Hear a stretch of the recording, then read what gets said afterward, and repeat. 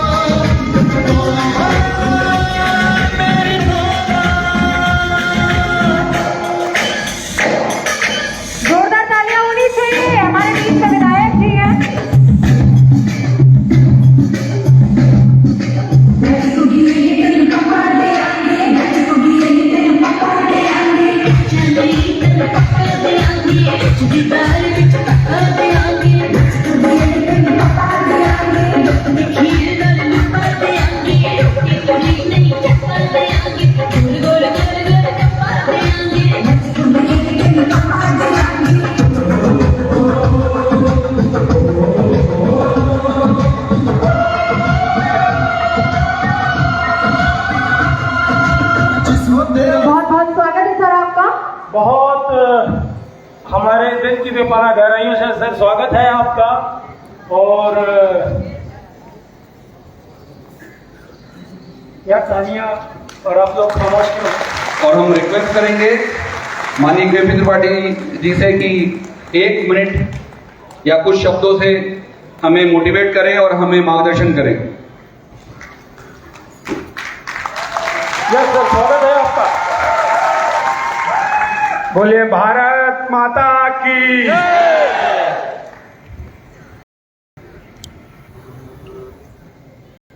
अभी हमारे पहले जो वक्ता थे रमेश भाई कह रहे थे जिंदा है कि नहीं है। मुझे जिंदा तो लग रहे हैं, पर तू जिंदा है तो जिंदगी की जीत पर यकीन कर। अगर कहीं है स्वर्ग तो उतार ला जमीन पर।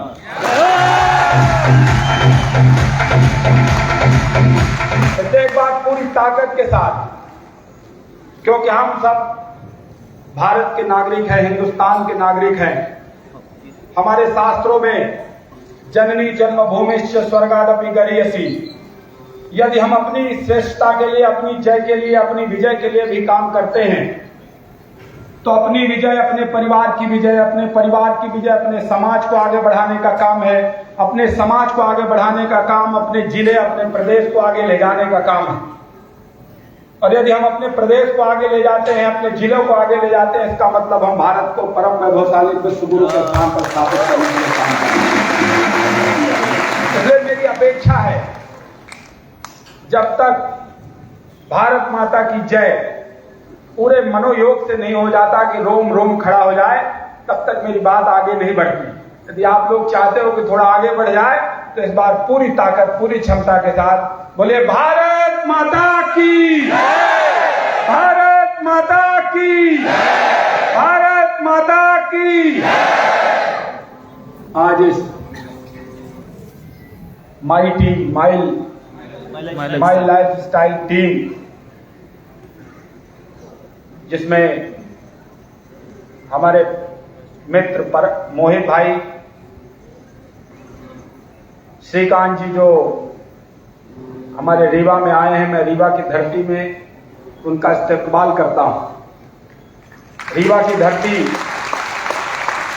में जब कोई आता है तो एक स्लोगन चलता है कि सफेद शेरों की धरती पे आपका हार्दिक वंदन अभिनंदन करता हूं। और यहां सब बिंद और रीवा के लोग बैठे हैं, तो मैं एक चीज जोड़ने की और अपेक्षा करता हूं। सफेद शेरों की धरती में आपका वंदन अभिनंदन है। और ये जलप्रपातों की भी धरती, जितने जलप्रपात रीवा के अंदर हैं हमें नहीं लगता कि किसी एक जिले में इतने भव्य, खूबसूरत और शानदार प्राकृतिक जलप्रपात होंगे। इसलिए जलप्रपातों की भी धरती पे आपका रीवा में मैं स्वागत, वंदन, अभिनंदन करता हूँ। ये जो टीम है माई लाइफ स्टाइल, मैं जब इनको देखता हूँ, ये सब मेरे करीब के लोग हैं,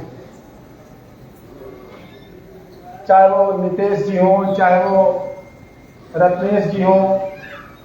और जब इन लोगों का वीडियो छिंदवाड़ा से आता है रत्नेश लोगों का, तो लगता है कि क्या झंडा गाड़ रहे हैं।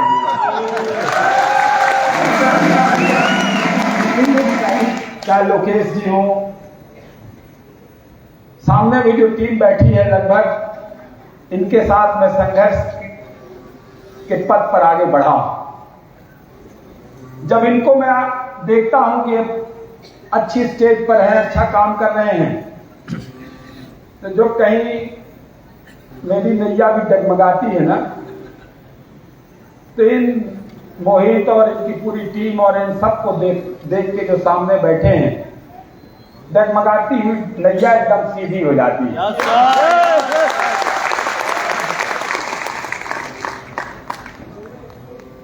और सबसे बड़ी बात है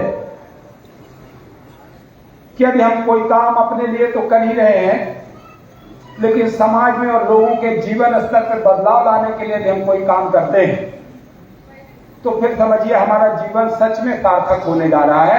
मुझे पूरी उम्मीद है कि माई लाइफ स्टाइल टीम हमारे सुदूर, यदि छिंदवाड़ा में मैंने 10 साल पहले छिंदवाड़ा में काम किया है, पांडुरना, चिरकुटा गोदी और कई रूरल एरियाज पे मैंने डैम बनाए थे 2, तो मुझे पता है कि छिंदवाड़ा का रूरल एरिया कितना पिछड़ा है। मैं सालों तक वहां रहा हूं, 2-3 साल, तो इसलिए मैंने छिंदवाड़ा का विशेषकर जिक्र किया। कन्वर्सन रेट वहां बहुत हाई है, धर्म परिवर्तन वहां बहुत तगड़े से होता है। और जब मैं वहां का वीडियो देखता हूं तो मुझे लगता है कि ऐसे टिपिकल एरियाज में जाके भी माई लाइफ स्टाइल टीम नीचे जाके कुछ बदलाव करे, कुछ बदलाव लाए, पूरा होता है। मैं आपकी पूरी टीम को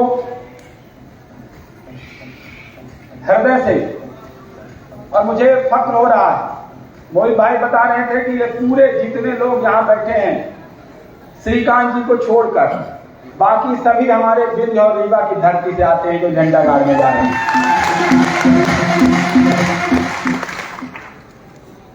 रीवा का आदमी कहीं भी जाए वो पीछे नहीं रहता।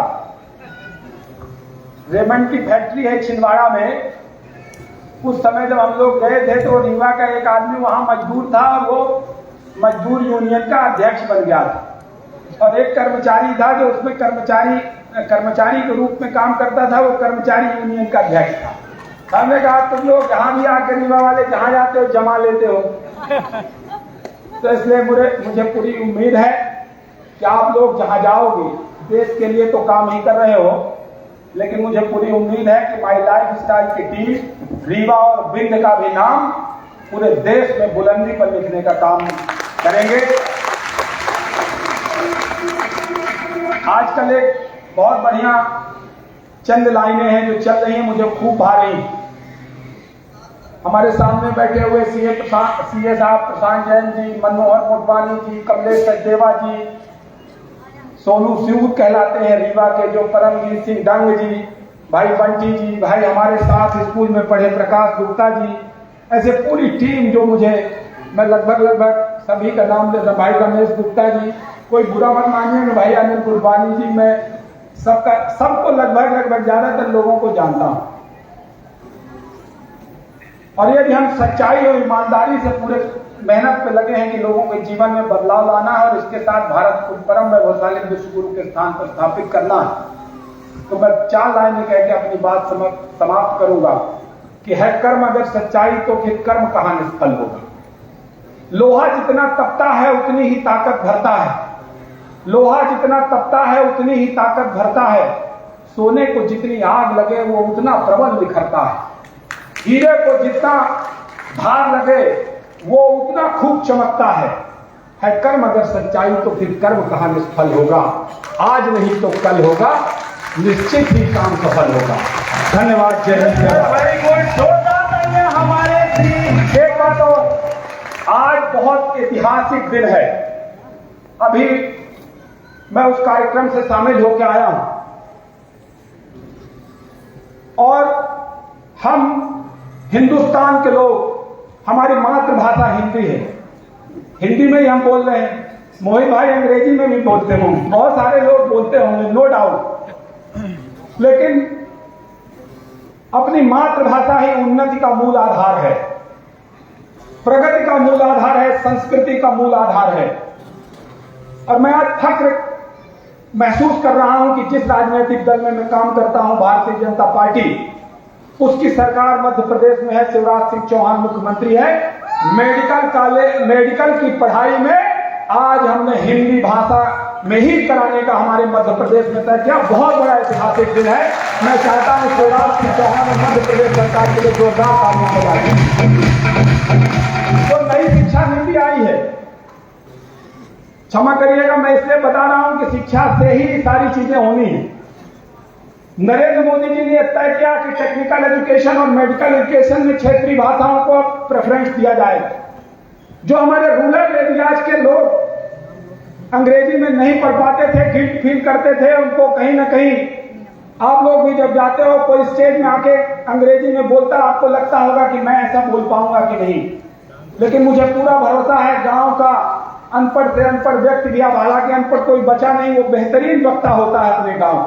और हिंदी में फिर यदि बोलने का मौका दिया जाए तो रीवा और दिल्ली के लोग तो कमाल ही कर देते हैं। तो आज ऐतिहासिक दिन है कि मध्य प्रदेश की धरती में अमित शाह के हाथों से मेडिकल एजुकेशन के लिए हिंदी में किताबें जारी कर दी गई हैं और प्रथम सेमेस्टर हिंदी में। और हमारे मुख्यमंत्री जी ने घोषणा भी की है कि जो हिंदी माध्यम से लोग पढ़ाई करेंगे उसकी मेरिट का आधार अलग तय होगा। इसका मतलब है उनका सिलेक्शन, उनकी नौकरी के कोटे भी अलग होंगे। हिंदी हमारी मातृभाषा विश्व में परम वैभवशाली शिखर पर स्थापित होगी। धन्यवाद। जय हिंद, जय भारत।